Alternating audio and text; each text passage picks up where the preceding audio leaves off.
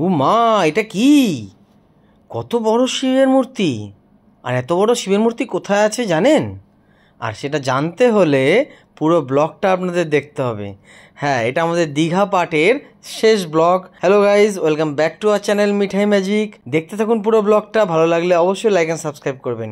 তো শেষ দিন সকাল সকাল ব্রেকফাস্ট আমাদের রুমে চলে এসছে। দেখি ব্রেকফাস্টে কী কী এসছে।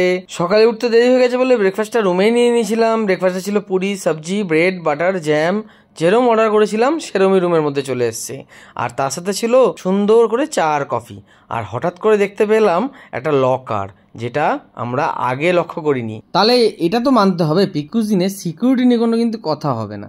তো যাই হোক, আমরা তো শেষ দিন এটাকে লক্ষ্য করলাম। আপনারা আসলে অবশ্যই এটাকে ব্যবহার করবেন। আর আমরা এখন রেডি করছি শেষ দিনের দীঘা বিচে ঘুরে আসার জন্য। মিঠাইও রেডি হয়ে গেছে, তাই আর দেরি না করে ঝটপট রেডি হয়ে আমরা বেরিয়ে যাচ্ছি দীঘার বিচে। আর দীঘার বিচে গিয়ে কিন্তু একটা অদ্ভুত জিনিস দেখলাম, বিশ্বাস করুন। সেটা দেখতে হলে পুরো ব্লগটা আপনাদের দেখতে হবে। তো চলুন দেখি মিঠাই কি বলছে।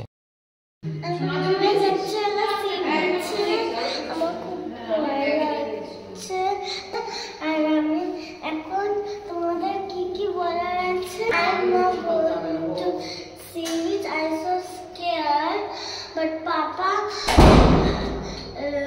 do video and I'm talking to you.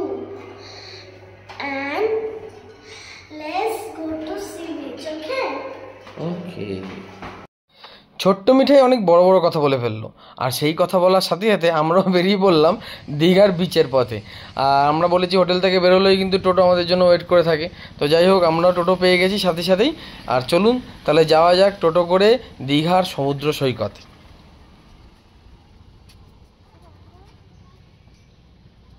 বাইরে প্রচণ্ড রোদ, সূর্যি মামা যেন মাথার ওপরে উঠে বসে আছে। যাই হোক, প্রচণ্ড রোদ, তার মধ্যে আমরা যাব দীঘার সমুদ্র সৈকতটাকে এনজয় করতে। চলুন যাওয়া যাক, আপনাদেরকেও দেখাই চারপাশটা। আর ভালো লাগলে অবশ্যই লাইক অ্যান্ড সাবস্ক্রাইব করবেন। এই ব্লগের যেটা সবচেয়ে মেন আকর্ষণ হলো সেটা হচ্ছে সবচেয়ে বড় শিব মূর্তি কোথায় আমরা পেয়েছি, ঠিক আছে? আর সেটা জানতে হলে আর আপনারাও যদি সেটা দেখতে চান তাহলে এই পুরো ব্লগটা আপনাদের দেখতে হবে। আর তার আগে একবার চলুন দীঘা বিচটা ঘুরে আপনাদের দেখিয়ে দিই। হ্যাঁ, এখানে কিন্তু দিনের বেলা একরকম, রাতের বেলা একরকম। আর দিনের বেলা অনেক দোকান বসে যেখানে বিভিন্ন ধরনের জিনিস আপনি পেয়ে যাবেন। তার সাথে পাবেন বাচ্চাদের, মানে বাড়ির কচি কাচাদের জন্য অনেক সুন্দর সুন্দর খেলনার জিনিস। আর আমরা এখানে পেয়ে গেছিলাম কাঁচা মিঠা আম, কচি কচি শশা আর পেয়ারা মাখা। তো শুরুতেই ঢুকে প্রথমে এগুলো একটু টেস্ট করে নিলাম। গরমের দিনে এগুলো বেশ ভালোই লাগে, বলুন। আপনাদেরও আশা করি ভালো লাগবে। আর ভালো লাগলে আমাদের ব্লগটা লাইক অ্যান্ড সাবস্ক্রাইব করতে ভুলবেন না। আর এখানে যারা দেখতে পাচ্ছেন তারা কিন্তু দীঘার সবাই পর্যটক, আমাদের মতনই। তারা কিন্তু রোদ্দুরের ভয়ে ঘরের মধ্যে ঢুকে কেউ বসেছিল না, সবাই নেমেছে সমুদ্রের আনন্দটাকে উপভোগ করতে নেমে গেছে। যেটা আজকে দেখতে পেলাম সেটা হচ্ছে, যেহেতু ভাটা চলছে, সমুদ্রটা অনেকটা দূরে চলে গেছে, ফলে বালির বীচটা মানুষ আনন্দ করতে পারছে। আর এই বালির বীচটা কিন্তু গতকাল আমরা দেখতে পাইনি। যাই হোক, বোল্ডার থেকে নেমে লোকে ওই বালির বিচ অবধি গিয়ে সমুদ্রের জলে নিজেদের আনন্দ উপভোগ করছে। আর তার সাথে সাথে কতটা ভিড় জমেছে সেটা একবার দেখে নিন নিজের চোখে। তো চলুন চারপাশটা একবার ঘুরিয়ে আপনাদেরকে চট করে দেখিয়ে নিই, তারপরে নিয়ে যাবো আপনাদেরকে সেই সবচেয়ে বড় শিব মূর্তি দর্শনে, যেটা দীঘাতে এখন নতুন করেছে। আর সেটা কোথায় করেছে জানেন? সেটা দেখতে হলে পুরো ব্লগটা দেখুন। টেস্টটায় গলা ফেটে যাচ্ছিল, তাই আর দেরি না করে দীঘার সমুদ্র পাড়ের যেটা স্পেশালিটি ডাবের দোকানে ঢুকে কিছু ডাব খেয়ে নিলাম। আর ডাব খেতে খেতে সমুদ্রের হাওয়াটা তো বেশ ভালো লাগছিল। আর তার সাথে কি দেখলাম জানেন? নতুন নতুন দীঘাতে কিছু স্পোর্টস এসছে, যেমন স্পিড বোট।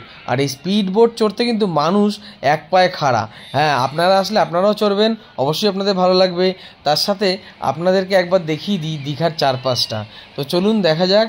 আর ভালো লাগলে আমাদের ব্লগটা অবশ্যই লাইক অ্যান্ড সাবস্ক্রাইব করবেন। এরপরে আছে পিকুজিনের দুর্দান্ত লাঞ্চ, আর তার সাথে আছে সেই বিশাল আকার শিব মূর্তি। আর সেই বিশাল আকার শিব মূর্তি কোথায় দেখলাম জানেন? দেখতে হলে কিন্তু পুরো ব্লগটা আপনাকে দেখতে হবে। হ্যাঁ, তো চলুন দেখা যাক।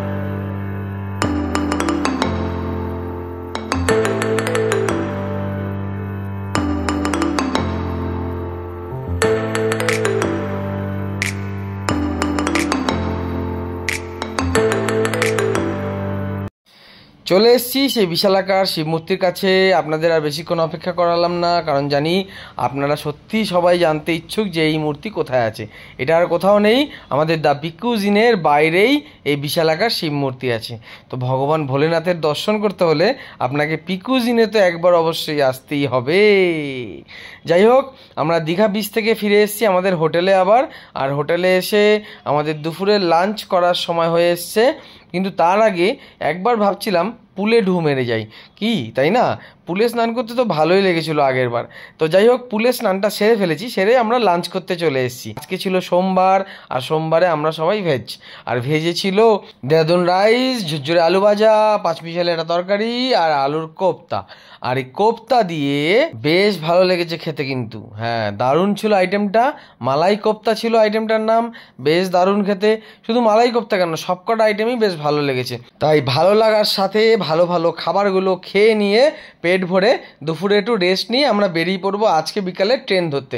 আমাদের ট্রেন ছিল কান্ডারি এক্সপ্রেস, ট্রেনটা লেট করে ঢুকেছে, তাই আমরা একটু দেরি করেই বেরিয়েছি। আর বেরিয়ে ভগবান ভোলেনাথকে প্রণাম করে আমরা এবারের দীঘা যাত্রা এখানেই সমাপন করলাম। আর যাই হোক, দীঘা ব্লগটা কিন্তু আমাদের 3টে পার্টে ছিল। আপনারা আশা করবো প্রত্যেকটা ব্লগই দেখেছেন। আর ভালো লাগলে অবশ্যই লাইক অ্যান্ড সাবস্ক্রাইব করবেন। আগামী দিনে আসবো আরও নতুন নতুন ব্লগ নিয়ে। আশা করবো আগামী দিনেও আপনারা ঠিক এইভাবেই আমাদের পাশে থাকবেন, সাথে থাকবেন, আর ভালোবেসে যাবেন মিঠাই ম্যাজিককে। ভালো লাগলে অবশ্যই লাইক অ্যান্ড সাবস্ক্রাইব করবেন। দেখা হচ্ছে নেক্সট ব্লগে। আজকের মতন এখানেই টাটা।